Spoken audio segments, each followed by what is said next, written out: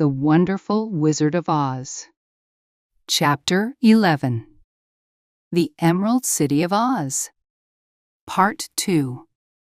At daybreak, the soldier with the green whiskers came to the Scarecrow and said, "Come with me. Oz has summoned you."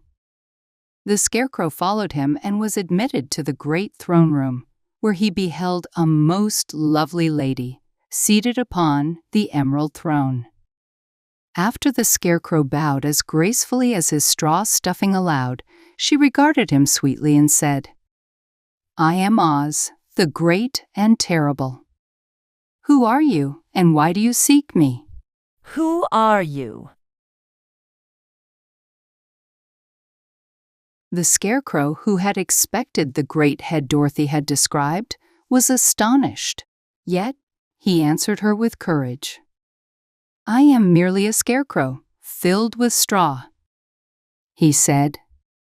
"Therefore I have no brains, and I ask you to place brains in my head in place of straw, so that I may be as much a man as any in your dominions."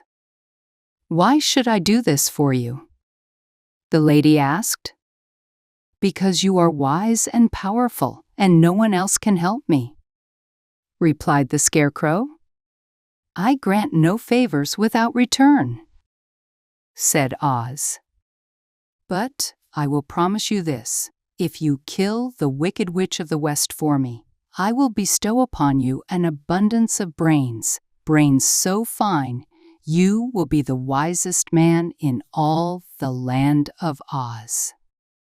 "I thought you told Dorothy to kill the witch," said the Scarecrow, astonished. "So I did," replied Oz. "I care not who destroys her, but until she is dead, your request will not be granted. Now go, and do not seek me again until you have earned the brains you so greatly desire." Now go and kill the Wicked Witch. Sorrowfully, the Scarecrow returned to his friends and reported Oz's words. Dorothy was astonished to find that the Great Wizard was not a head, as she had seen him, but a beautiful lady. "Even so," said the Scarecrow, "she needs a heart as much as the Tin Woodman." At dawn, the soldier with the green whiskers came to the Tin Woodman and said, "Oz has summoned you. Come with me." The Tin Woodman followed him and entered the great throne room. Unsure whether Oz would appear as a lovely lady or as a head, he hoped for the lady. "If it is the head," he told himself, "I shall surely not receive a heart, for a head has none and cannot feel for me. But if it is the lovely lady, I will plead earnestly for a heart, since ladies are said to be kindly-hearted." When the Tin Woodman stepped into the great throne room, he saw neither the head nor the lady, for Oz had taken the form of a most terrible beast. It was nearly the size of an elephant, and the green throne seemed scarcely strong enough to bear its weight. The beast had a rhinoceros-like head, save that its face held 5 eyes. Thick, woolly hair covered every part of it, and no more dreadful-looking monster could be imagined. It was fortunate the Tin Woodman had no heart at that moment, or it would have pounded loud and fast with terror.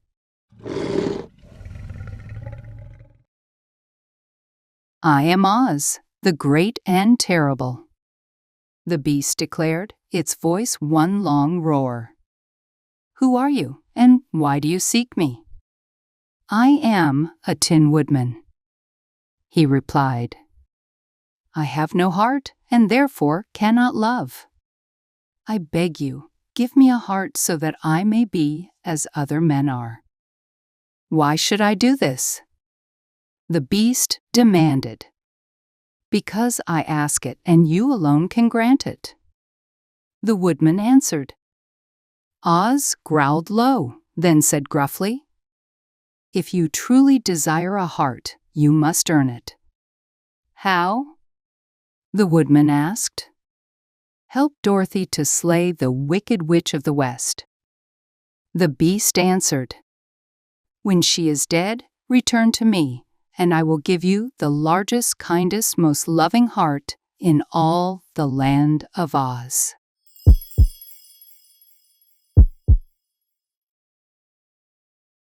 Thus the Tin Woodman was forced to go back, sorrowfully, to his friends and relate the terrible beast he had encountered. They marveled at the many forms the great wizard could assume, and the lion said, "If he appears as a beast when I meet him, I will roar my loudest and scare him into granting all I ask. If he appears as the lovely lady, I will feign a spring upon her and compel her to do my bidding. If he appears as the great head, he will be at my mercy, for I will roll that head about the chamber until he vows to give us what we desire. Take heart, my friends, all will yet be well." Cheer up, my friends.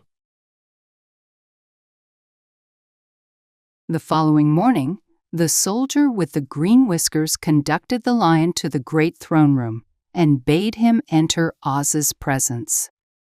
The lion stepped through the door at once and glanced around. To his surprise, a ball of fire blazed before the throne, so fierce and radiant that he could scarcely endure to gaze upon it. His first thought was that Oz had accidentally set himself ablaze, but when he tried to approach, the heat was so intense it singed his whiskers, and he retreated trembling to a spot nearer the door.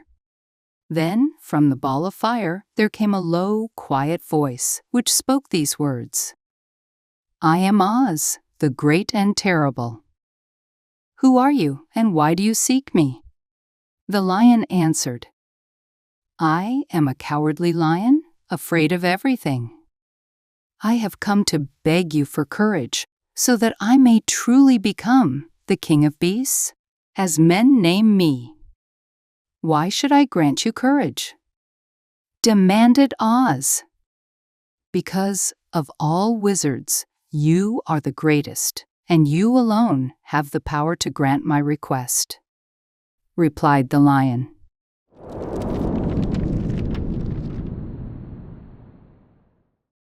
The ball of fire flared fiercely for a time, and the voice declared, "Bring me proof that the Wicked Witch is dead, and in that moment I will bestow courage upon you. But while the witch lives, you must remain a coward." The lion grew angry at this speech but found nothing to say, while he stood gazing in silence at the ball of fire. It burned so furiously that he wheeled about and dashed from the room. Relieved to find his friends waiting, he told them of his dreadful interview with the wizard. He wants me to do the same thing. "What shall we do now?" Dorothy asked, sorrowfully. "There is only one course open to us." The lion answered, "To go to the land of the Winkies, seek out the Wicked Witch, and destroy her." "But suppose we cannot," the girl said. "Then I shall never have courage," declared the lion. "And I shall never have brains," added the Scarecrow.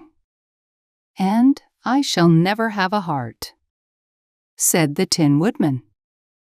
"And I shall never see Aunt Em and Uncle Henry," said Dorothy, beginning to cry.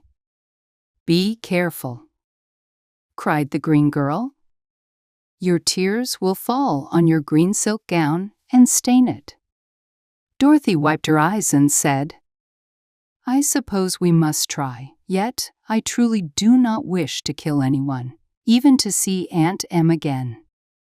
I will go with you, but I am too much a coward to kill the witch," said the lion.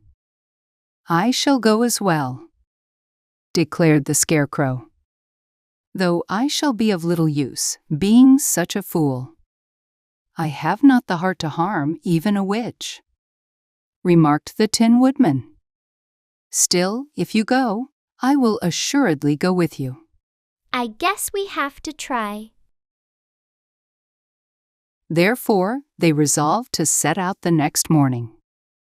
The Tin Woodman sharpened his axe on a green grindstone and had all his joints properly oiled.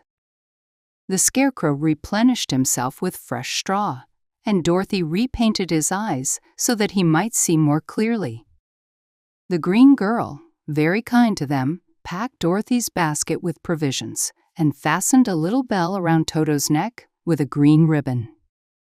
They retired quite early and slept soundly until dawn. At daybreak, they were awakened by the crowing of a green cock in the palace yard. They also heard a hen cackling because she had laid a green egg.